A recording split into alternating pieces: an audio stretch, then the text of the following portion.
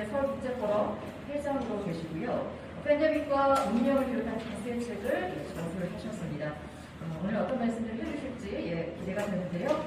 바쁘신 가운데 귀한 걸음 해주신 김명자 장관님을 큰 박수로 모시겠습니다. 네, 오늘 맥지 청소년 사회교육원 축제 교양과제에 저를 초대해 주셔서 대단히 감사합니다. 제가 맥지의 고문으로 이름은 올린 지가 10년이 됐습니다만 10년이 넘었죠. 근데 별로 하는 일이 없어서 마음에 빚이 있었는데 이렇게 강의라도 할 기회를 주셔서 제가 두말도 않고 가겠습니다. 그리고 오늘 내려왔습니다. 우선 여러분들 다 이 맥지의 사업에 동참하시고 응원하시고 도와주시고 이끌어가시는 데 대해서 진심으로 경의를 표합니다. 살기가 팍팍한 세상에서 남을 돕는다는 것, 특히 미래를 짊어질 우리 청소년들의 어려움을 가슴으로 이해하고 함께 그 고민을 나누고 또 위로하고 한다는 일이 얼마나 의미가 큰가 그것은 제가 이 나이가 되어보니까 정말 절실하게 느낍니다.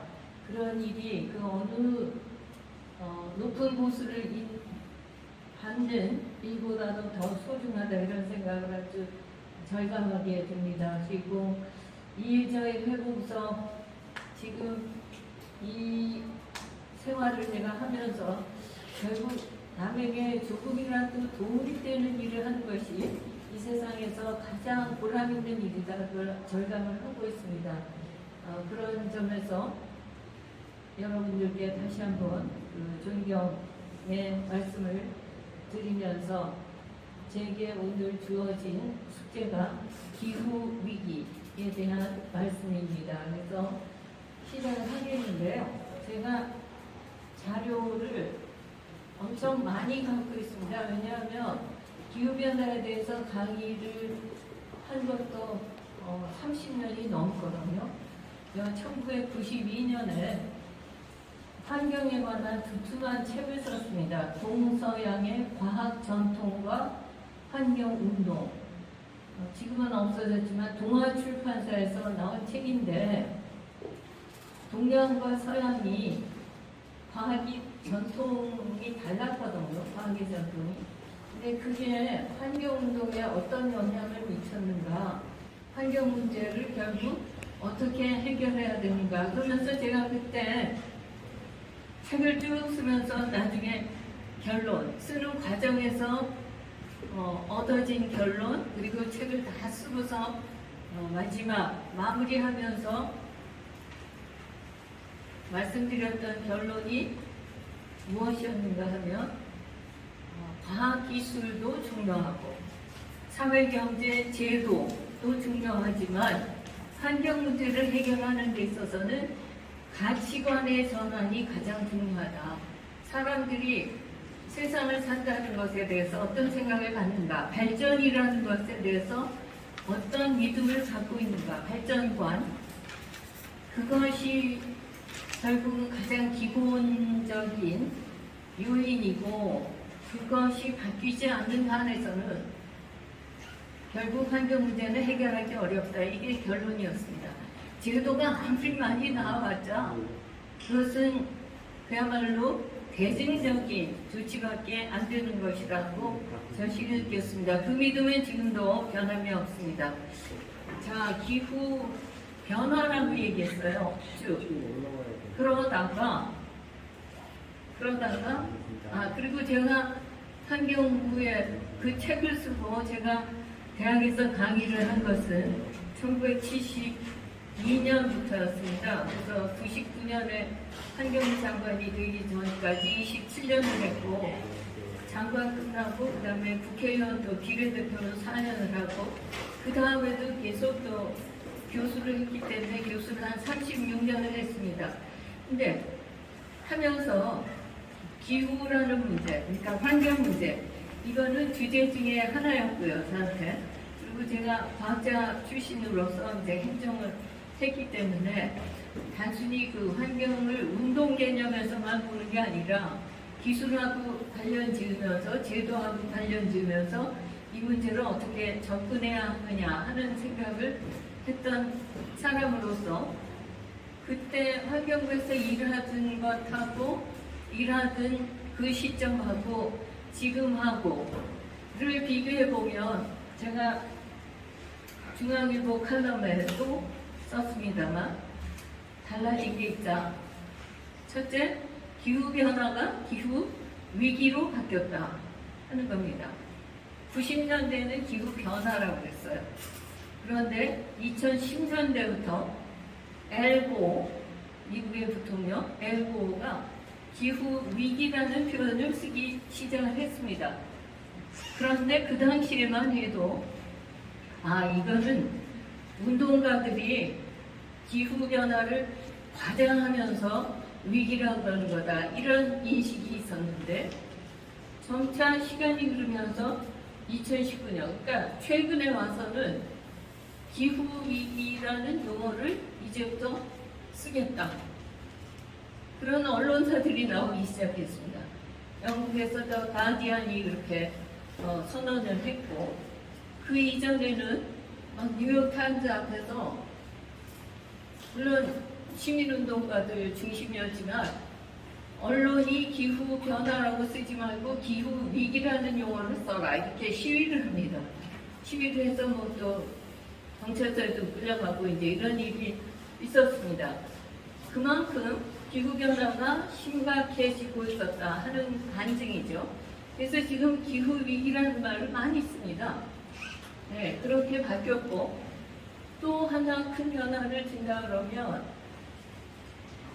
90년대만 해도 제가 이제 환경부에 들어가서 교수를 하다가 환경부에 이제 장관으로 들어가서 기후변화 당사국 총회라는 세계 회의가 있습니다. UN 산하에 195개국이 회원입니다. 그러니까 다 회원인 거예요. 지구상에 한 200여 개 국가가 있지만 그 종류에 따라서요, 195개가 이제 인정을 받는 UN 가입국인데, 처음에는 완전히 대결 구도였습니다. 90년대는 물론이었고 2000년대 초반까지도. 무슨 대결 구도냐 하면 개도국과 저개발국들이 온실가스는 경제 구국들이, 선진국들이 발전하는 과정에서 내뿜은 건데 그것이 지금 온난화를 일으키고 있는데 어떻게 재원도 없고 기술도 없는 개도국과 저개발국하고 똑같이 부자 나라처럼 대응을 해야 된다, 책임을 져야 된다라고 하느냐, 이렇게 갈렸습니다. 그래서 유엔의 그 G7, 77개국의 개도국이 있는데 그걸 중국이 리드를 하면서 G7, G7이 따로 있었고, 부자 나라를 책임지고 재원을 지원을 하고 기술을 이전을 해라 라고 주장하고 있었고, 구국들은 그래가지고는 문제를 해결을 못한다, 이러고 내내 싸우던 시절이 계속 2000년대까지 이어졌던 겁니다. 한국은 어떠했느냐? 한국은 WTO도 그렇고 OECD도 그렇고 들어가면서 다 선진국인데 기후변화와 농업 분야에서는 개도국의 지위를 그대로 유지하겠다라는 조건으로 가입을 했습니다. 1995년 WTO도 그렇고 96년 OECD 가입도 그렇고 그렇게 해서 빠져나가고 있었는데 99년 제가 그 회의에 가보니까 분위기가 한국에 대해서 굉장히 선진국은 압력을 가하고 개도국 그룹은 한국을 끼워주지 않고, 그래서 한국은 여기에도 못 끼고 저기에도 못 끼고 외톨이였더라고요. 외톨인데 그래서 이런 국제사회에서 협상을 하는 데는 외톨이 감수가 안 되거든요. 그래서 또 외톨이로 남아 있었던 멕시코니 이런 나라들하고 4개국 이걸 엮어가지고서 또 뭔가를 한다 이제 이런 상황이었습니다. 그러던 것이 결국 계속 기후변화 당사국 총회를 통해서 맨날 결국 논쟁이죠. 논쟁을 하다가 99년에 제가 가서 국가대표 대한민국으로서 이런 입장이다 하고 연설한 내용은 뭐냐 하면 우리 참여한다. 그런데 공통의 그러나 차별화된 책임을 지겠다. Common but differentiated. 그게 아주 키워드입니다. 공통의 선진국, 개도국 할 것 없이 공통의 그러나 차별화된 선진국하고 똑같이 돈도 들이고 돈도 재정 지원도 하고 기술 이전도 하고 하는 일은 할 수가 없고 그러니까 차별화된 책임을 지겠다 한 겁니다.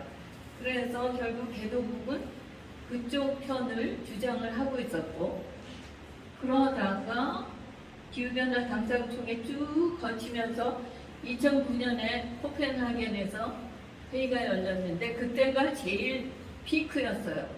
이제 새로운 기후 협상 체제를 만들어야 된다. 그 새롭다는 건 어떤 의미냐면 이때까지는 선진국만 책임을 지는 쪽으로 교토 의정서가 되어 있었는데 선진국만 해가지고는 이 문제 풀 수 없으니까 개도국까지 합쳐서 다 같이 동참을 한다 하는 쪽으로 결론을 내자 하는 분위기였는데 2009년이라는 해가 어떤 해였는가? 글로벌 금융위기가 터진 다음이었죠.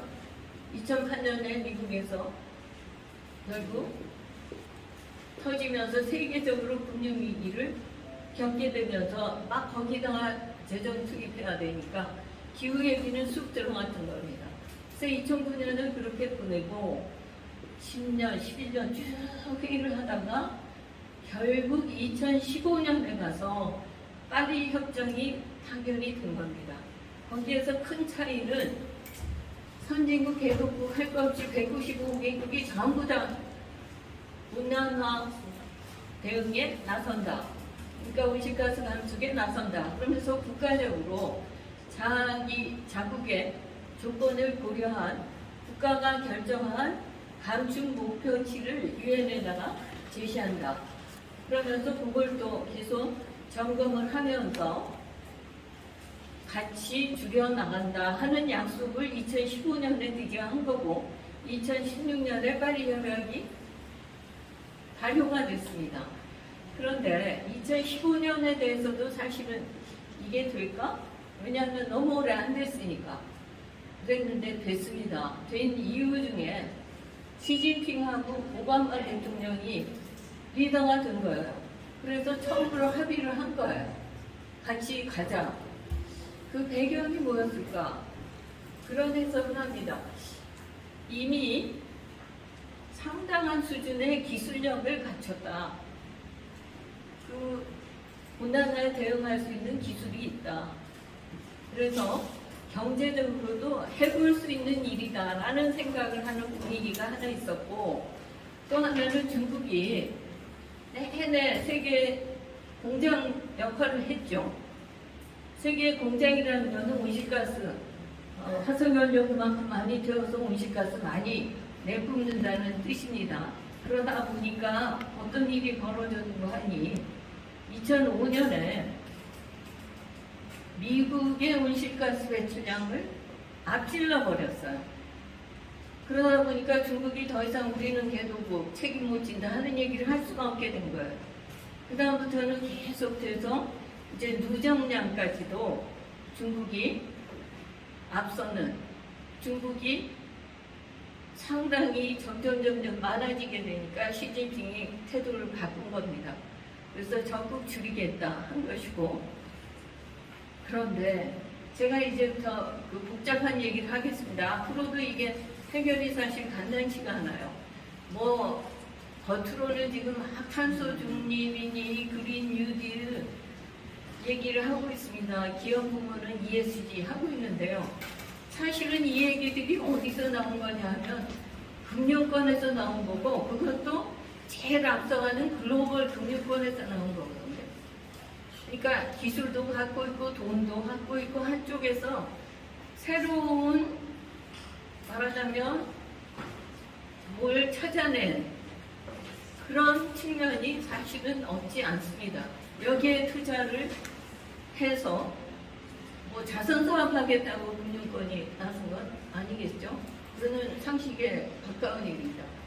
그러니까 결국 새로운 어떤 성장 동력이라고 하는 거지만, 문제는 거기에 따라갈 수 있는 국가들이 195개국 중에 몇 개국이 되느냐 하는 거예요. 그러니까 한국은 거기에서 매우 미묘한 위치에 있습니다. 네, 그 얘기를 지금 하겠는데, 사실은 제가요, 이 얘기를 좀 재미있게 풀어보려고 옛날부터 했던 강연에 만화로 그린, 카툰으로 그린 기후변화 얘기가 있었어요. 그래서 쭉 강연에 섞어서 조금 강연을 좀 재미있게 해보려고. 그래서 그것만 다 모아가지고 자료를 준비를 하나를 했습니다. 한 세트를. 근데 오늘 와보니까 그게 지금 안 들어있네요.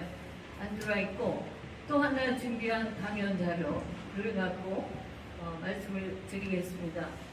자, 컨트롤을 할 수 없나요? 할 수 있어요? 그러시면 안 되면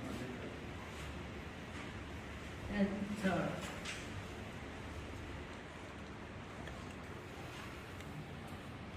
안 돼?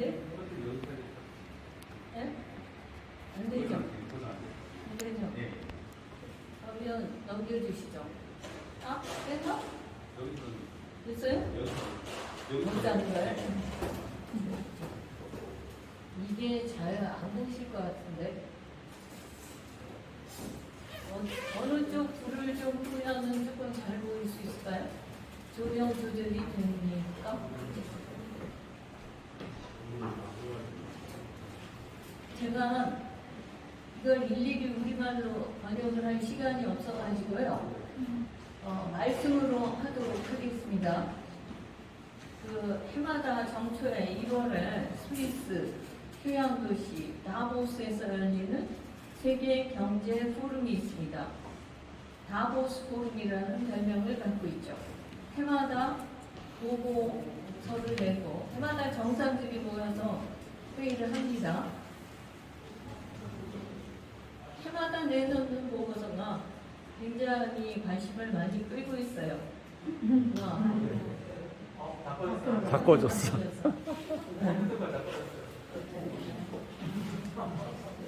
저 위에 것만 내리면 좋겠는데 잘 안 보이시죠? 링크는 안 되고.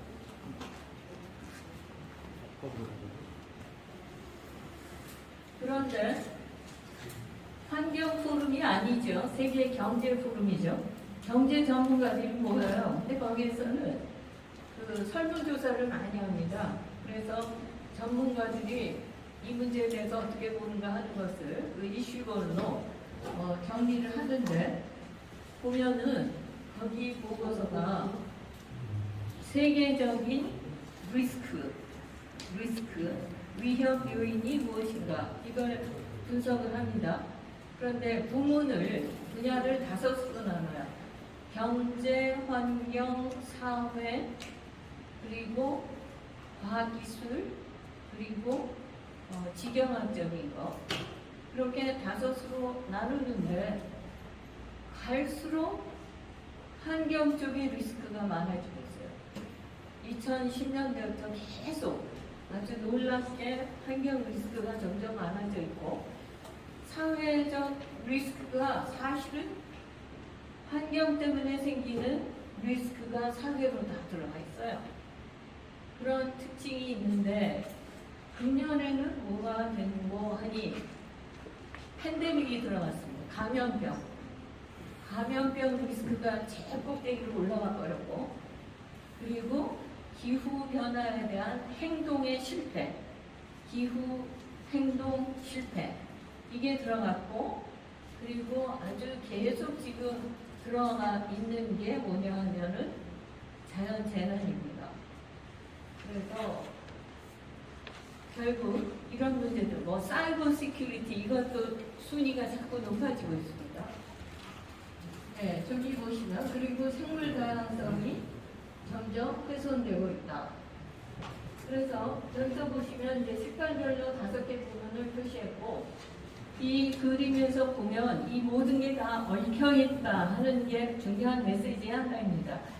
경제, 사회, 뭐 과학기술, 직영학, 환경 이게 독립된 게 아니고 그 위험 요인들, 리스크들이 다 얽혀있다. 얽히설키. 그래가지고 어디에서 터지면 와르르 무너지는 복합위기다 하는 겁니다. 리스크를 관리 못하면 뭐가 되죠? 크라이시스가 됩니다. 리스크를 관리 못하면 크라이시스다.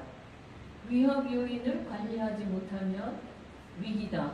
그런데 위기가 단일 위기가 아니라는 거예요. 복합 위기. 우리 팬데믹에서 보고 있습니다. 감염병 위기, 보건 위기가 닥치니까 모두가 다 위기가 된 거죠. 그죠? 다 상호 연결돼 있고 상호 의존적이다는 겁니다. 그런데 따지고 들어가 보면 그 핵심에 뭐가 있냐? 다 공통적으로 이거구나 하는 게 있습니다. 그게 기후입니다. 기후에서부터 제가 기후변화가 팬데믹과 뗄래야 뗄 수 없는 관계가 있다 하는 거, 그거를 역사를 봐도 답이 나와 있고요. 그리고 지금 현상도 봐도 그렇고, 뭐 과학적으로 설명해도 그렇습니다. 그 얘기만 하려면 그것만 몇 시간 되는데요. 여하튼 다 얽혀 있다. 그래서 또 다음, 그런데 이 기후 변화에 대해서 이게 진짜냐 가짜냐 90년대부터 논란이 나왔습니다. 근데 제가 마침 그때 교수를 하고 있었던 시절인데, 저는 대학에서 화학을 가르쳤고, 뭐 물리화학, 뭐 화학을 가르쳤고요. 그 다음에 과학사라는 과목을 가르쳤어요. 과학의 역사. 이게 문명사거든요. 그러니까 과학기술이 문명하고 어떻게 상호작용을 했느냐, 이제 이런 부분을 포함하고 있습니다. 그러다 보니까 그냥 모든 것에 다 관심이 이제 쏠리게 됐는데, 그런데 과학사에서 보면 이 중요한 것이 지구온난화가, 기후변화가 일어나고 있다 하는 것에 대해서 아니다, 그거는 음모론이다 하는 게 90년대부터 아주 강하게 고개를 들었습니다. 부정을 하는 분위기가 있었어요. 지금도 완전히 사라졌다고 할 수가 없습니다. 트럼프 대통령이 대표적인 음모론자죠. 음모론이라고 믿는 말을 그대로 트위터에 날린 미국의 대통령인데, 기후위기, 기후변화가 일어나고 있다. 그거에 대해서 교수 시절인 96년에 영국 문화원에서 초청장이 왔어요. 이런 다큐멘터리를 상영을 하니까 와서 보라고. 그 왜 저한테 그게 왔었는지 아무튼 왔습니다. 그래서 가서 봤죠. 그랬더니 기후변화 음모론이라는 다큐였어요. 근데 유명한 에퀴녹스 시리즈라고 하는 많은 이슈를 다룬 시리즈 중에 하나였는데, 거기서 기후변화는 몇 명, 거기에 들어가는데 이제 기후변화를 주장하는 과학자의, 언론의, 정치인의 다 얽혀가지고 결국 기후가 변화하고 있다 하는 것을 아주 센세이셔널한 주제로 부각을 시켰다. 왜?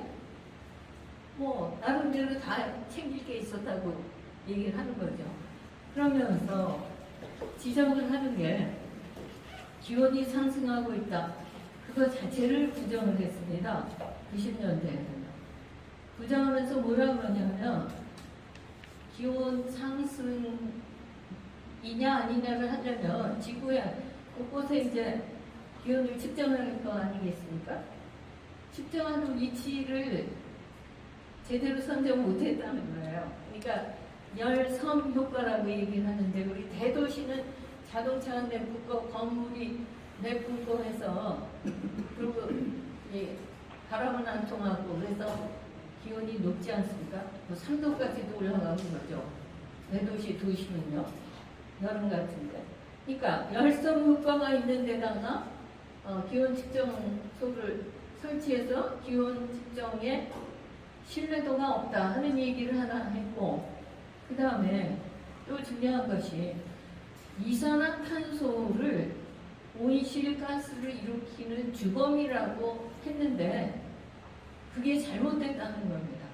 다른 기체들이 많고 다른 요인들이 있는데 이산화탄소를 주범으로 본 것, 이게 잘못됐다. 그러면서 심지어는 이산화탄소는 해로운 게 아니다. 그러면서 실험을 해서 보여요. 이런 비닐로 칸을, 공간을 막고 거기에다 화분을 놓습니다. 그럼 이산화탄소 농도를 높여요. 그럼 이건 탄소동화작용 잘 일어나니까 어떻게 되겠어요? 잘 자라죠, 식물이. 봐라, 이렇게 이롭다. 그런 것까지 보이고. 여하튼간에 그런 얘기를 하면서 영국입니다. 이제 음모론. 그걸 내놓은 거예요. 90년대였습니다. 그러면 왜 그러면 그런 음모론, 기후변화 주장이 나오고 또 음모론이 나왔는가? 거기에 대한 정치적인 해석이 있었습니다. 이게 맞다, 틀리다를 떠나서 하나는 뭐냐 하면 먼저 기후가 변하고 있다 하는 게 프랑스에서 나왔다는 거죠. 프랑스는 원자력 국가죠. 그죠? CO2를 내뿜지 않는 에너지원을 가진 원자력 국가에서 기후가 변하고 있다 주장을 했다는 거죠. 영국은 석탄이 많습니다. 그러니까 석탄 많이 쓰는 국가에서 아니다, 음모다 이랬다는 거예요. 그래서 아무튼 석탄과 원자력 사이의 싸움처럼 이 음모론에 대해서 그런 해석이 있었습니다. 얼마나 진실이건 아니건 간에. 지금 기후변화는 또 그러면 재생에너지 쪽하고 아니 쪽하고의 또 그런 것도 약간은 없지 않습니까? 그런 서로 시각차 이런 게 있는데 분명한 사실은 19세기에 유명한 과학자들이 있었는데 심지어는 그 노벨상을 받은 아주 유명한 화학자입니다. 예언을 했어요. 화석연료를 많이 태워서 이산화탄소 농도가 높아지면 그것이 온실에 유리 뚜껑 같은 역할을 해서 결국 밖으로 반사되어서 나가는 복사열이 나가지를 못해서 지표가 기온이 상승하는 그런 현상이 일어날 것이다 라고 예측을 했습니다. 그 예측이 지금 맞아 떨어진 것이다 이렇게 말할 수 있는 거죠. 그러면 데이터는 무엇을 말해주고 있는가? 기온은 변합니다. 그죠? 뭐 꼭 여름, 가을, 겨울이 있어서가 아니라요. 빙하기도 있었고 기온이 확 올라갔던 때도 있고 저기 보십시오. 60만 년 전부터 지금까지 기온이 어떻게 변했는가 막 춤을 췄죠. 그 사이에 소빙하기도 있습니다. 우리가 경험하고 있는 경험했던 근세사의 소빙하기는 1350년부터 한 17세기까지 그것도 지역에 따라서 좀 차이가 납니다. 이렇게 빙하기가 소빙하기, 간빙기라고도 하고요. 약간의 기온이 내려가는 그런 빙하기가 있었는데 기온이 이렇게 지그재그로 변화했는데 변화하는 동안에 그러면 지구의 그 생물권이 인간을 비롯해서 뭐 60만 년 전은 아니지만 구석기 시대가 이제 신석기 시대가 14,000년 전쯤 되는데 그러면 인간도 영향을 받았을 것이고 생물권이 영향을 받았겠죠. 동식물이가. 그래서 진짜로 지구의 나이는 45억 년입니다. 우주의 나이는 얼마일까요? 138억 년입니다. 지구 나이 45억 년 동안에 인간은 기껏 살아야 100년 사는데 지구는 45억 년을 이미 살았어요. 그런데 그 사이에 5번 대멸종을 했습니다. 왜 멸종을 했을까? 보면은 급격한 기후변화예요. 운성, 소행성 이런 게 와서 지구를 때렸어요. 지구랑 부딪혔어요. 지금도 이제 언제 또 날아올 거다 그래서 그 날아올 때도 어떻게 쏘아 맞히느냐 이런 연구를 하고 있죠. 지금 다 예측을 하고 있습니다. 근데 그런 요인에 의해서 또 바닷속에서 화산이 폭발해요. 지표에서도 화산이 폭발하지만 화산 대폭발도 기후변화의 가장 대표적인 원인입니다. 그리고 바닷속에서 화산의 대폭발이 일어나면 그때 이제 메탄가스가 많이 나와요. 그래가지고 기온을 올리는 게 돼요. 그러면 막 열찜질을 당해서 다 죽는 거예요. 그러니까 나는 공룡도 그렇게 해서 사라져버린 거고, 공룡은 뜨거울 때 죽어버렸습니다. 공룡이 뭐 초식이라고 그러죠.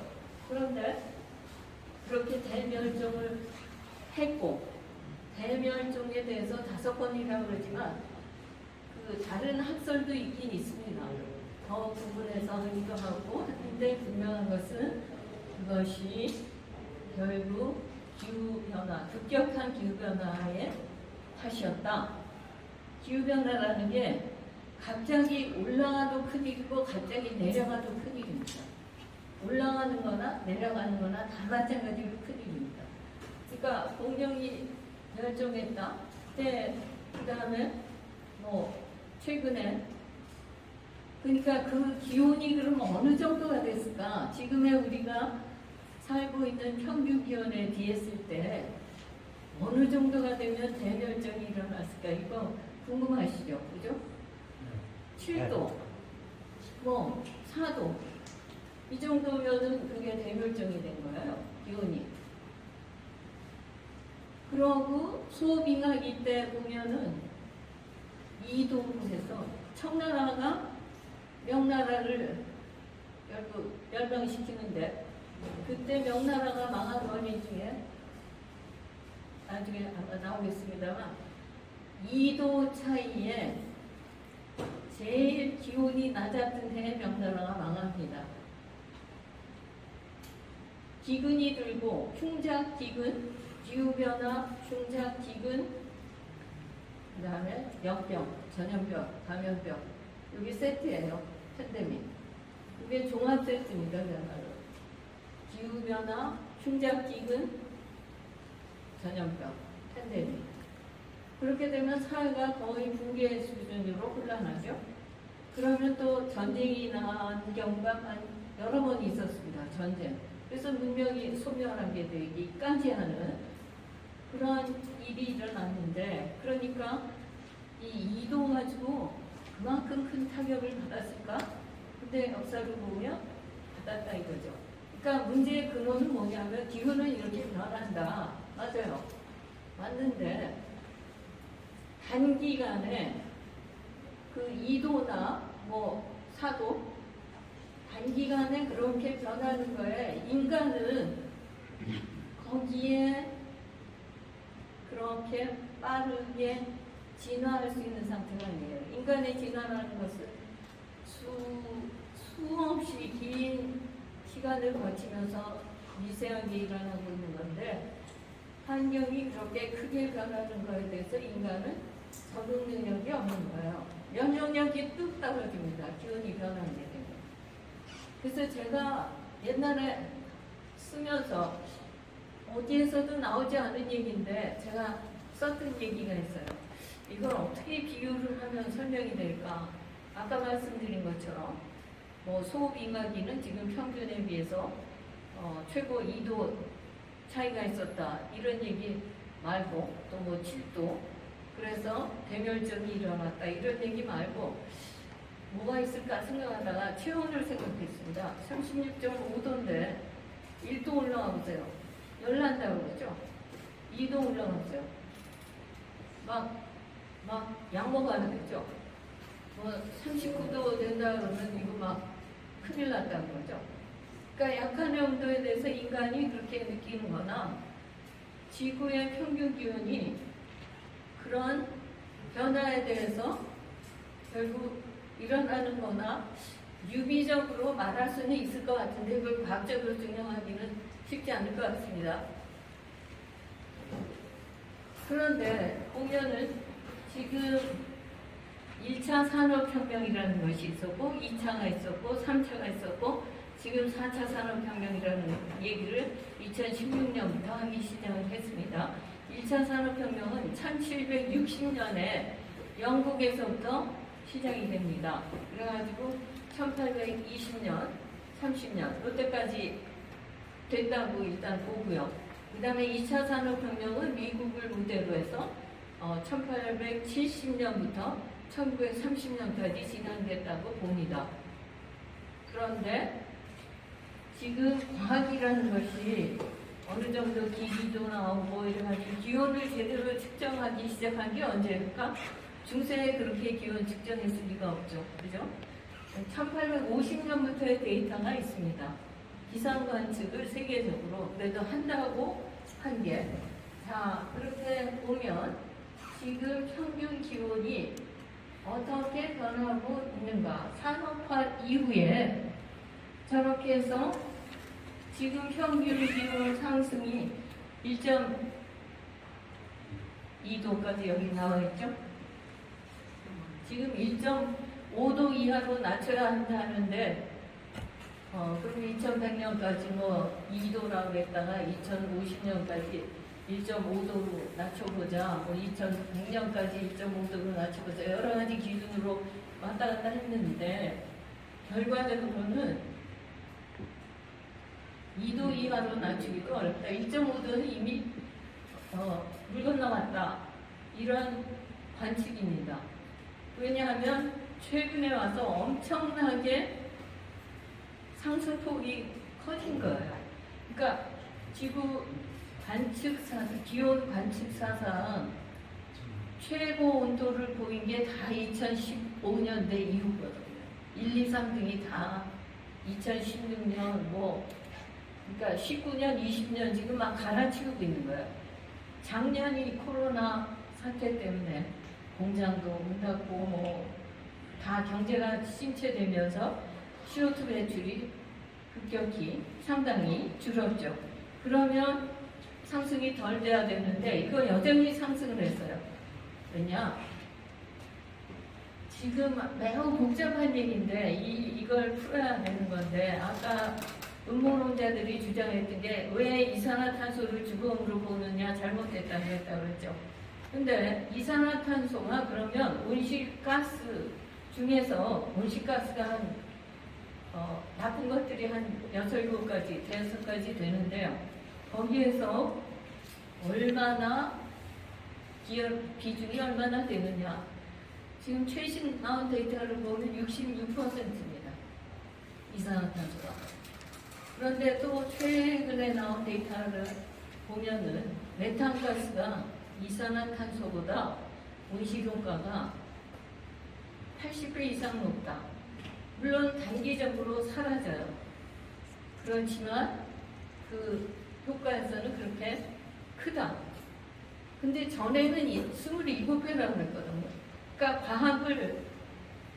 과학을 절대적인 지식, 절대 진리라고 믿으면 절대로 안 됩니다. 과학은 계속 질문을 던지고 거기에 대한 답을 찾아가는 과정에서 답이 자꾸 바뀌고 있는 거예요. 그게 과학이에요. 네, 다만 그 시점에서 가장 신뢰할 수 있는 정보가 거기에 있는 거죠. 팬데믹도 보세요. 과학 내용이, 과학 정보가 계속 바뀌었습니다. 그런데 이제 이렇게 여러 가지 온실가스 중에서 어느 게 얼마나 기여를 하느냐에 대한 논쟁도 계속 남아있고, 그 다음에 이 기온 상승 예측을 한다는 게 다 모델링 기법이거든요. 모형을 이용을 하는데 모형이 또 종류가 엄청나게 많아요. 세계 유수 기관들이 여러 가지 모형으로 돌립니다. 그러니까 이 예측 데이터도 많이 종류가 나와요. 그런데 거기에 공통점은 있습니다. 또 그리고 그 가장 신뢰할 수 있는 공신력 있는 이제 그런 데이터를 가지고 평균을 잡아서 얘기하는 거죠. 이산화탄소는 한 번 배출되면 어떻게 되느냐? 대기 중에 가고 그 다음에 땅에 흡수되고 물에 잘 녹아요. 그러니까 해수가 산성화가 됩니다. 그러니까 코랄 리프 이런 게 다 또 죽어요. 하얗게 탈색이 되면서 죽어버린다. 물에 잘 녹는데 이산화탄소는 200년을 남아있는다는 거죠. 그리고 몇만 년 남아있는 것도 있고. 그러니까 무슨 얘기가 되냐면 저 산업혁명 이후에 산업혁명으로부터 시작해서 석탄 태우고 2차 산업혁명에서 기름 태우고 석유 태우고 그렇게 하는 과정에서 이제 선진 산업화 되는 과정에서 내뿜은 것들 그것들이 계속 지금까지 온난화를 일으키고 있다는 거죠. 누적되는 거예요. 누적 효과. 그래서 금방 없어지고 지금 금년에 내뿜은 게 금년에 일으키는 게 아니라 다 누적이 돼가지고 계속 간다. 그렇기 때문에요. 탄소 중립을 해서 뭐 어느 시점에서 끊었다. 그렇다고 거기에서 온실효과, 이산화탄소에 대한 온실효과가 멈추는 게 아닙니다. 계속 갑니다. 그런데 이거에 대해서도 뭐 데이터는 일정한 게 아니고요. 자, 그런데 보니까 기온 상승하고 나란히 간 게 이산화탄소 농도더라. 그러니까 이산화탄소의 온실효과, 이거는 분명하다. 이렇게 보는 거죠. 근데 이산화탄소만 온실효과 일으키는 것은 아닙니다. 메탄 말씀드렸죠. 그 다음에 아산화질소라는 게 있습니다. NO, 아산화질소. 메탄은 그러면 여러 가지가 있는데 그리고 뭐 불화수소, 뭐 불화탄소 이런 것들이 쭉 있는데 왜 이산화탄소를 갖고 탈탄소화 한다? 왜 탄소 중립, 이산화탄소만 갖고 그러느냐 하는 데 있어서 요 뒤에 나온 것들, 메탄은요 유기물이 썩으면 나오는 게 메탄입니다. 그리고 그 반추동물들, 축산업에서 소가 되새김하면서 이제 나오는 기체가 또 메탄입니다. 그리고 이 가스 파이프라인에서 새어나오는 거 천연가스 거기서 새어 나오는 게 또 상당량입니다. 이걸 조절할 수가 없다 보니까 화석연료 태우는 것부터 시작을 한 거예요. 그러니까 다음 순서는 이제 메탄으로 갈 겁니다.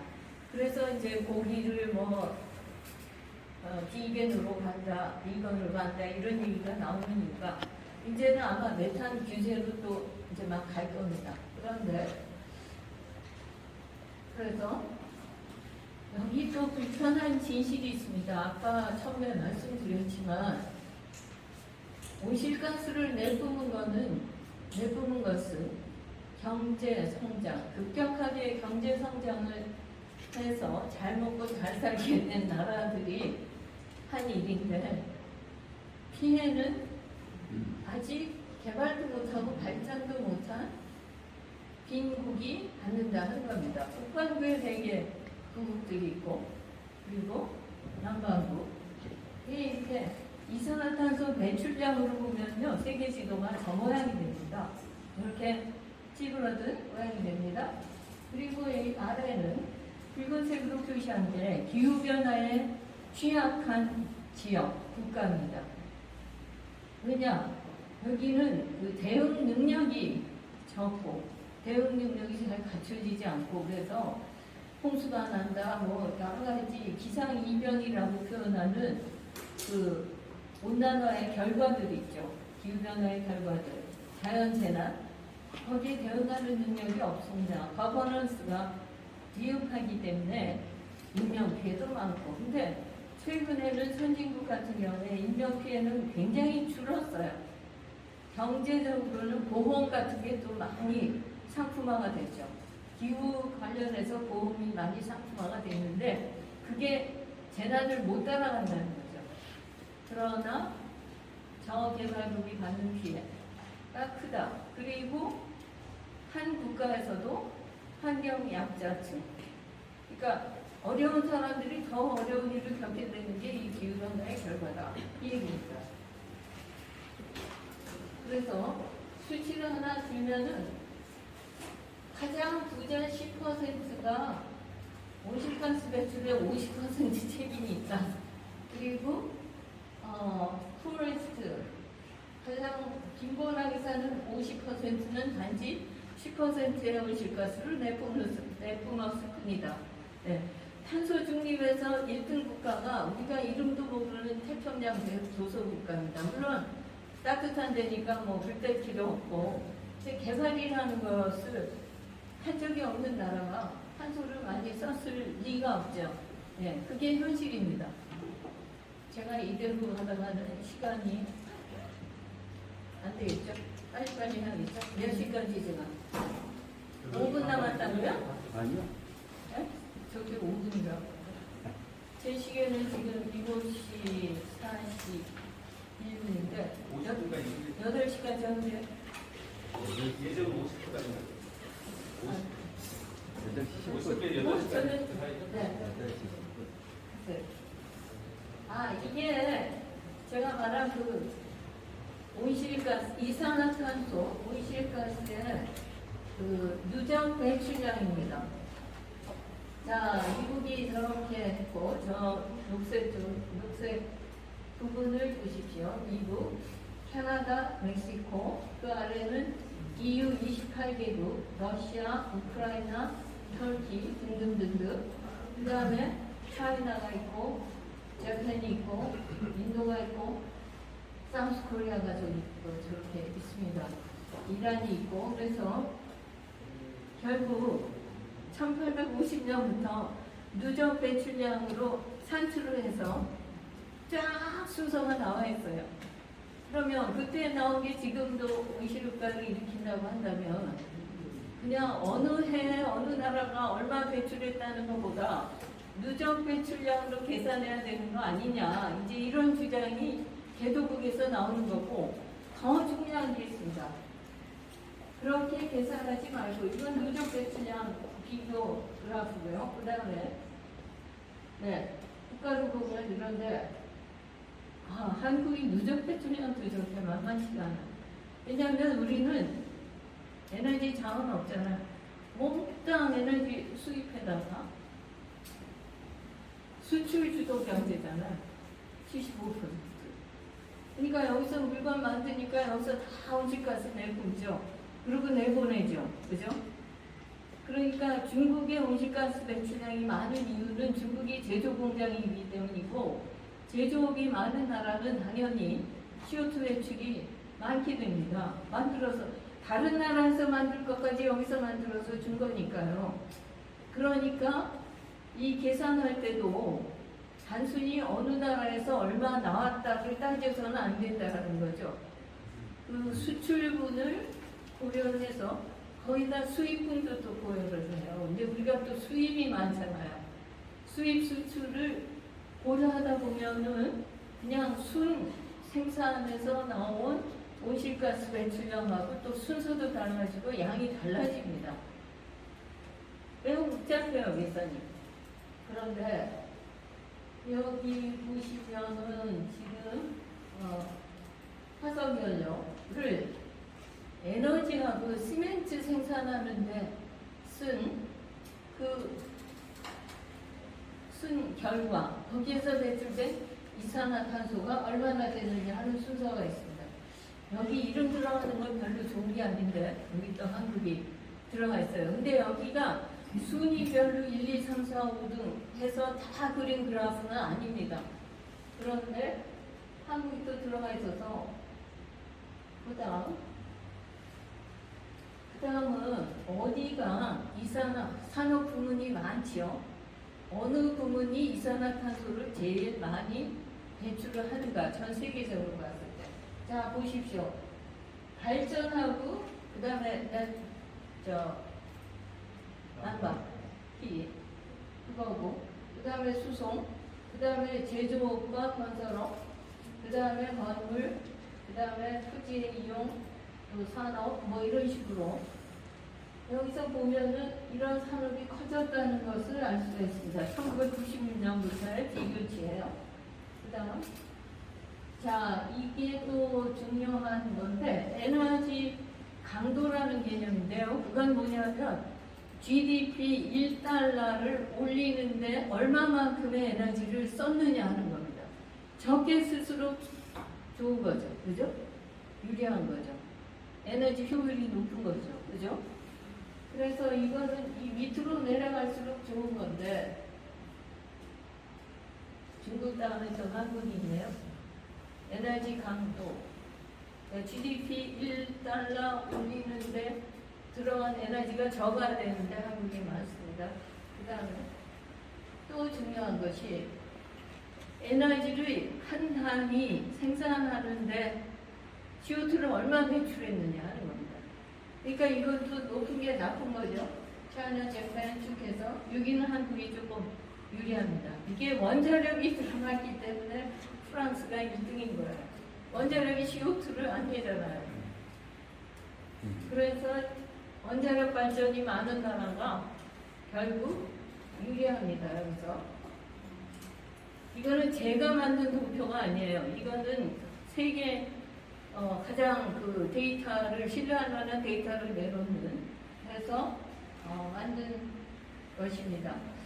이 그림 설명하려면 1시간은 걸리는데 복잡하게 얽혀서 우리의 인간 활동이 우리의 자연, 환경을 어떻게 바꾸고 있는가예요.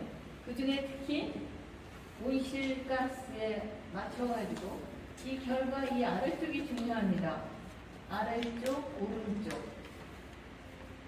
급격한 우리 지구 온난화라 그러면 그냥 해마다 조금씩 뭐 0.05도 이렇게 해서 살살 올라가서 점점 온화하게 되는 게 아니에요. 그래서 온난화라는 용어 자체가 잘못됐다 그래가지고 글로벌 워밍이라고 했던 거를 이것도 기후 위기라고 바꾸라고 했던 주장하고 맞물려서 똑같이 주장된 게 글로벌 히팅이라고 바꾸라 이렇게 됐습니다. 열화라고 바꿔야지 이거 온난화라고 하면 안 된다. 그래서 히팅이다. 그런데 이게 히팅만 되는 게 아니에요. 급격한 기온 변화 중에서 강화가 일어나요. 이 해류, 난류, 한류 흐름이 바뀌기 때문에 그래서 여기서 보는 것처럼 아주 급격한 기온 변화 그래서 강화도 일어났고 그래서 유럽이 쿨링이 되고 그리고 뭐 히트웨이브 열파가 생기고 가뭄, 홍수 생물 다양성을 죽어가고 농사 망치고 등등등등. 그리고 여기에 이제 빠지지 않는 것이 질병입니다. 감염병. 그래 그게 지금 생긴 거예요. 팬데믹이. 그다음 제일 뚜렷하게 나타나는 지구온난화의 증세가 뭐냐 하면 해수면의 상승입니다. 자, 북극 지방이 특히 한 2도쯤 더 기온이 올라가요. 적도 지역에 비해서. 동그란 데서 북극. 북극에 빙하가 녹습니다. 그러면 녹으면 이게 얼음은 짠 물이 아니죠. 짜지 않은 물이 이제 이렇게 녹으면서 얼음물이 밑으로 내려간다. 그러면서 이제 정체가 되고 흐름이 다 바뀌는 거예요. 해류의 흐름이. 그런데 이게 원래 부피는 얼음이 더 크죠. 그럼 물이 되면 오히려 내려가야 되는데 열팽창으로 해서 해수면이 상승을 합니다. 그래서 잠겨요. 잠기고 그러고 잠겨서 해수면 상승하면은 이 수돗물이 땅으로 오게 되니까 농사 짓는 땅의 범위가 점점 줄어드는 거예요. 농사를 망치는 거예요. 그리고 수자원, 기후변화로 해서 자원에 가장 문제가 생기는 게 에너지, 수자원, 식량입니다. 세계. 그래서 세계는 일찍이 전략적 자원 이렇게 정의했어요. 그리고 그걸 놓고 국제 간의 분쟁. 2008년이 제일 심했죠. 식량난, 식량 위기를 겪었습니다. 앞으로 또 올 겁니다. 네. 물 문제. 그래서 이제는 해수면 상승으로 해서 땅을 잃어버리는 나라들이 쭉 있는데 그 순서로 보면 중국, 인도, 방글라데시, 생물다양성 파괴되고 있고 새로운 질병 생기고 있고 그리고 재난, 캘리포니아 산불 엄청나게 많아졌죠. 그리고 저기 캘리포니아는 정말 사람이 살 수 있는 조건에다가 도시를 세운 게 아니잖아요. 도시를 만들었어요. 물도 엄지로 끌어오고 그래서 물값이 기름값보다 비싼 그런 상태인데 콜로라도에 의존하고 있는데 그게 말라가고 있는 거죠. 그래서 이미 거기서는 그냥 과수원도 다 물 많이 먹는 것들은 다 없어지고 있죠. 네. 그래서 쭉 이래서는 안 되겠다 하면서 쭉 해마다 했는데 작년에 유일하게 기후변화 당사국총회를 못했습니다. 코로나 때문에. 그래서 금년에 글라스고에서 11월에 열립니다. 거기에서 탄소 중립 이거 어떻게 할 거냐 뭐 이런 걸 놓고 하는데 인도 저개발국 이런 데서는 주장하는 게 그렇게 일률적으로 할 수 없다. 누적 배출량 얘기를 하고 있고 또 하나 빠뜨린 게 가장 중요한 게 뭐냐면요. 중국하고 미국 배출량이 어떻다. 총량을 비교해서는 안 된다는 거예요. 1인당 배출량을 따져야 된다는 거죠. 그러면은 미국이 중국에 2.5배거든요. 1인당 배출량은. 그리고 사실 캐나다하고 호주 같은 경우는 지리적 조건 때문에 높아요. 온실가스. 광대한 땅에, 추운 땅에 멀리 떨어져 있으니까. 그래서 그런 특징이 있다는 거죠. 그런데 앞으로 티핑 포인트. 이제 그 점이 되면 이거 임계점. 거기에서는 이제 와르르 무너지는 그것을 티핑 포인트를 이렇게 지구상에 가장 중요한 게 북극, 남극, 그린랜드, 그 다음에 그 냉대성 수림이 파괴되는 거, 아마존 우리 파괴, 그 다음에 코랄 리프 파괴, 아틀란틱의 해류 왜곡되는 거 등등. 이게 지금 그리고 동토층이 지구온난화로 이제 해독이 되면 무슨 일이 일어나냐 하면 거기에 지금 막 눈독을 들이고 있습니다. 그래가지고 뭐 여러 가지 논의를 하다가 그런데 그거는 자원을 어떻게 누가 가져갈 거냐 자원 개발 얘기를 하고 있는데 그 이전에 생길 일이 있습니다. 거기에 동식물 다 말하자면 냉장고에 들어있었던 건데 이게 녹으면 메탄가스부터 나오게 됩니다.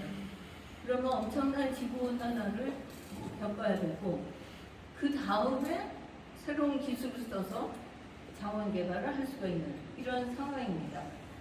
그래서 변수가 많은데 이게 이제 경종을 울리고 있다. 근데 상황이 매우 나쁘다 하는 겁니다. 그래서 이런 문제 해결하려면 우리 유엔이 제시한 17가지 요거를 지속가능 발전 목표 이걸 달성해야 한다. 그래서 지구가 이런 기후변화 위기에서 벗어나면서 다 함께 공존할 수 있는, 공영할 수 있는 그런 지구촌을 만들 수 있다 하면서 17가지를 얘기하고 있는 거고 그 다음에 지금 기후변화의 티핑 포인트 그러니까 임계점, 한계점에서 이제 더 이상 어떻게 가지도 못하고 버티지 못하고 무너질 거다 하는 것처럼요. 이 문제를 해결하는 데 있어서도 어떤 임계점을 찾을 수 있다. 그거는 이제 좋은 방향으로, 긍정적인 방향으로.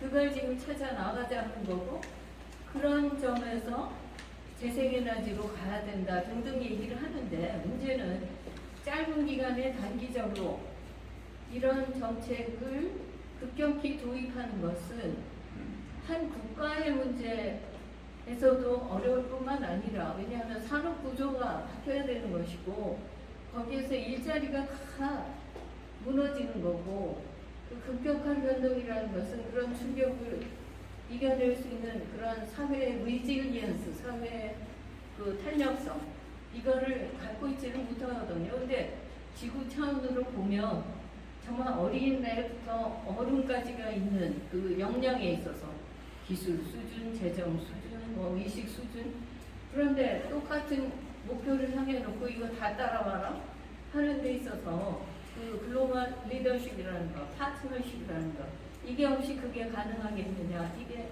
지금 문제라고 할 수가 있습니다. 네, 기후변화를 해결하는 데 있어서는 이 그림이 매우 복잡해 보이지만 이런 것들이 다 이렇게 서로 맞아서 전체 그림, 이게 완성이 돼야 기후변화에 대한 대응을 제대로 할 수 있다 하는 말씀으로 제가 일단 말씀을 맺겠습니다. 경청해 주셔서 감사합니다.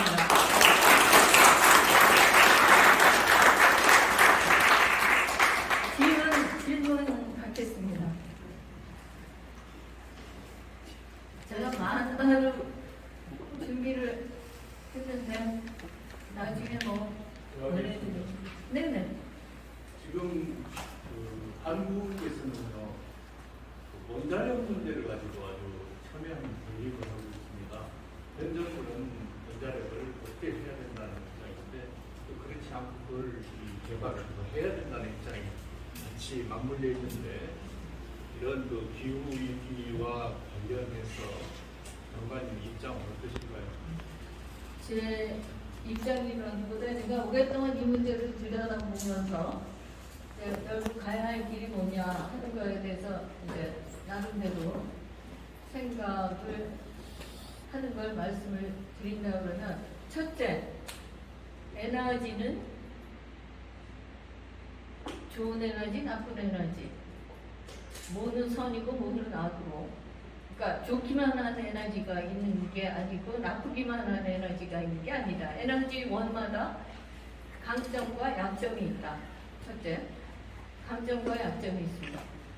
그런데 너무 지금 어느 정책 목표를 놓고 보다 보니까 논의에서 그 있는 그대로를 보지 않고 보고 싶은 것을 보는, 그러니까 어느 에너지원의 장점만 얘기하면서 거기에 맞는다. 그러면서 상대적으로 다른 에너지원은 약점이 두드러져 보이는, 이건 공평하지 않죠. 만사 공평해야 합니다. 그죠? 공평하고 정의로워야 하는 거죠. 똑바로 봐야 되는 건데, 그런 점에 봤을 때 둘 다 약점이 있습니다. 지금 화석연료는 문맥을 막고 있는 거지만 현대 문명은 화석연료에 기반한 거거든요. 그거는 역사예요. 그걸 좋고 나쁘다라고 얘기를 할 수가 없습니다. 그때는 석탄이 나무를 이제 쓰던 시대가 중세 에너지 시대였고요. 중세는 에너지원이 나무밖에 없었잖아요. 다 태우다 보니까 더 이상 태울 게 없어요. 그때는 또 재료가 나무였거든요. 광철도 뭐 또 다른 신소재도 없었으니까. 그래서 나무가 고갈이 됩니다. 그래서 택한 게 석탄입니다. 왜냐? 영국의 산업혁명 일어나기 그때쯤에 북부 해변에 보니까 검은 돌이 굴러다니는 거예요. 까만 돌입니다. 이름이. 그 까만 돌을 태우니까 에너지가 나오는 거예요. 냄새는 나빠요. 그래서 영국이 13세기에 석탄을 태우면 사형에 처한다. 그래서 사형에 처해지는 경우까지 있었어요. 나쁘다는 걸 알았기 때문에 안 쓰던 건데 17세기 되면서는 그 에너지원을 택하게 됩니다. 그래서 해안에 뒹굴던 블랙스톤, 그 까만 돌을 태우다가 다 태워요. 이제 없어요. 그 땅을 파고 들어갑니다. 그래서 석탄 채굴을 하는데, 그러다 보니까 물이 보여요. 그 물을 퍼내야 됩니다. 그래서 나온 게 펌프예요. 그래가지고 펌프가 거기에서 나와가지고 다른 공장에서 이용이 되는데, 그래가지고 석탄을 떼서 그때 뭐 대기 오염 말할 수 없죠. 그리고 탄광 그거 캐내는데 갱도로 들어가는데 애들하고 여자를 들여보냈어요. 그 그림 자료들이 다 있습니다. 몸이 작아야 이렇게 들어가서 꺼내올 수 있으니까. 그런 역사를 거친 거예요. 그래서 석탄을 했는데 그 다음에 2차 산업혁명 이해가니까 이제 기름이 뿜어나오고 이거 처음에는 가스 등으로 사용하죠. 램프로 사용하다가 그 다음에는 이걸로 다 해서 결국 2차 산업혁명이라는 그 혁명에 말하자면 불이 됐던 것이고, 거기에서 또 석유가 만약에 그 화석 석유에서 얻는 그런 소재가 없었다면 2차 산업혁명으로부터 인류 문명은 다시 회복할 수 없었을 것이다. 그렇게 말합니다. 그럴 정도로 천연 소재만 가졌더라면 다시 문명을 일으킬 수 없었다는 거죠. 고분자 화합물이 나왔기 때문에, 플라스틱이 나왔기 때문에 가능했다는 거죠. 플라스틱은 지금 의료 아주 고정밀 의료에서부터 뭐 비행기, 자동차 할 것 없이 플라스틱 없이 될 수가 없습니다. 근데 일회용품이 문제가 되는 거니까 제일 중요한 게 일회용품 줄여라 이거거든요. 플라스틱 문제 심각한 것도 말할 수 없죠. 그래서 문명 자체가 화석연료에 기반해서 오늘에 이르렀는데 그 사이에 보니까, 그러니까 어떻게 보면 인류 문명도 시행착오를 반복하면서 하는 거야. 겪어보면서 이게 잘못됐구나, 이런 문제를 일으키는구나 하는 것을 깨닫고 그걸 이제 또 고쳐나가고 이런 과정인데, 그래서 재생에너지로 간다. 우리나라는 재생에너지 비율 높인다 그러면서 말만 높였지 실제로 높이지 못했어요. 그렇기 때문에 높여야 하는 거는 맞아요. 근데 어떻게 높이느냐 하는 게 문제예요. 어떻게, 방법이 문제인 겁니다. 그러니까 목표가 적정하냐, 실현 가능한 것이냐, 그리고 방법이 적절하냐. 왜냐하면 산업을 죽이면서 갈 수는 없거든요. 어떻게 말하면 뭐 죽어야 될 산업은 지원하지 말고 죽여라 이렇지만 이 경우에는 그게 해당이 안 됩니다. 그래서 이제 그런 문제에서 결국 에너지가 다 강점, 약점이 있고 국가마다 차이가 있습니다. 그러니까 다른 국제기구가 인정하는 게 뭐냐면 뭐 원자력이 나쁘다, 좋다, 원자력을 해라 말아라 이렇게 얘기 안 합니다. 국가의 조건에 따라서 에너지 믹스를 적절하게 해라 하는 게 답입니다. 그러니까 원자력을 얼마를 하고 재생에너지를 얼마를 하고, 그런데 지금의 상황으로 보면 이거 버리고 화석연료 버리고 CO2 안 뿜는 걸로 가야 한다라는 거에 대해서는 동의가 이루어졌다고 볼 수가 있는데, 그런 관점에서 보면 원자력은 분명히 있는 건데, 이게 사용후 해결료, 이게 고준위 방사능이기 때문에 이게 위헌성이 기술인 것도 또 분명하거든요. 그러니까 이것만 보면 이거 안 해야 될 거고, 그러나 CO2 내뿜지 않는데 우리는 기술이 있고 또 지금 내뿜지 않는 게 그렇게 중요하다, 탈탄소가 그렇게 중요하다 하면은 다른 대안이 없으니까 이건 살려야 된다. 그러니까 양면이 있는데 어느 한쪽만 보고 어느 한쪽만 보고 서로 싸워가지고는 답이 안 나오는 거죠. 그러다 보니까 결국 정말 사회적 공론화도 돼야 되고요. 그거에 앞서서 전문가들이 각 분야에서, 에너지도 각 분야가 있으니까 그 공론화에 의해서, 협의에 의해서, 합의에 의해서 어떤 안을 도출할 수 있어야 되는데, 그런 것이 없이 정치적으로 결정이 되고 밀어붙이고 하는 것은 분명히 너무나 큰 부담, 국가적인 부담이 된다 하는 거죠. 그래서 결국은 답은 에너지 믹스다. 그리고 합리적이고 실현 가능한 정책 목표의 수립과 그것을 향해서 가는 데 있어서 장애 요인이 엄청나게 많이 있습니다. 그걸 먼저 파악을 해서 그 장애 요인을 제거를 해서 확실히 갈 수 있다 하는 신뢰를 보이는 저는 만사는 신뢰다. 무신불립이라는 말을 가장 믿는 사람인데 신뢰가 없으면 어느 정책도 성공을 할 수가 없습니다. 지금 문제는 신뢰가 없다는 겁니다. 이 정도에서 답이 됐는지 모르겠는데 한국으로서는 원자력을 소홀히 할 수가 없습니다. 현실적으로. 그게 좋아서가 아니라 지금 에너지 가격 춤추는 거 보십시오. 이번 겨울 어떻게 넘길지 이게 한국만의 문제가 아니라 전 세계적인 문제가 됐고 유로제로 있고 뭐 그린플레이션이니 뭐 인플레이션이니 해가지고 그러지 않아도 코로나에서 참 시달릴 대로 시달리고 상처받은 이런 상황에서 이제 에너지란으로 해서 또 큰 파동, 풍파를 겪는다 그러면 이거는 그야말로 정치적으로 절대로 잘하는 일이 아니고 정책적인 실패라고 할 수밖에 없기 때문에 그렇고 지금 다 선진국 논리거든요. 사실은 기술을 갖고 있고 재정 능력이 있고 투자할 데가 없어서 찾는 그런 쪽에서 이제 하는 건데 다른 대부분의 국가들이 거기에 얼마나 따라갈 수 있느냐 정말 어려운 갈림길에 놓여 있다고 판단이 됩니다.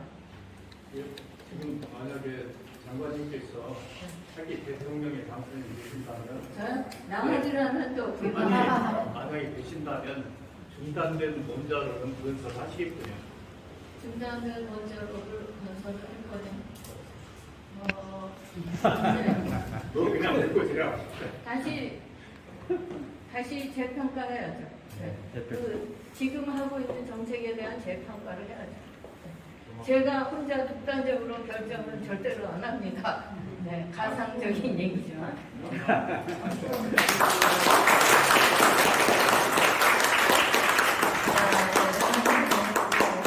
시간 가까이 이렇게 서서 열강을 해주신 것 같아요. 저에게 유익한 시간이 되지 않았나 싶은데요. 네, 다시 한번 우리 김영자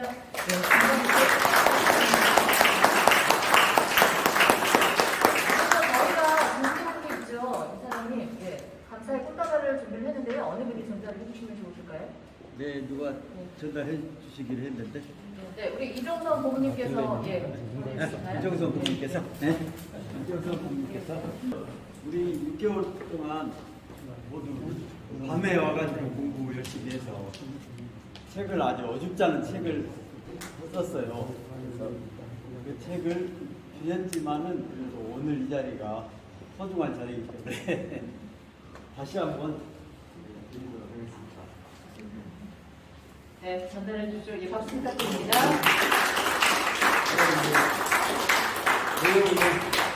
내용이 이제 또 러브레타도 하면서 읽으시라고. 러브레타.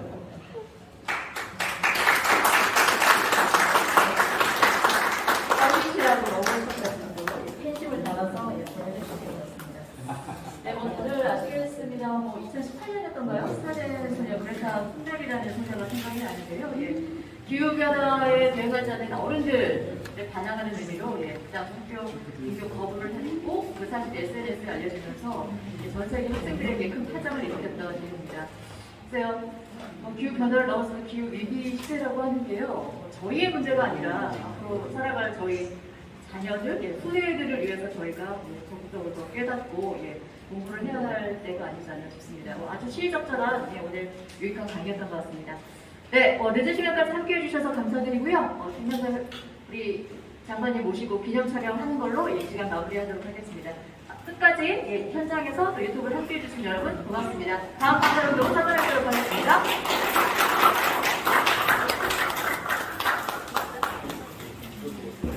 네, 기념 촬영 나오셔서 다 함께 기념 촬영 하도록 하겠습니다.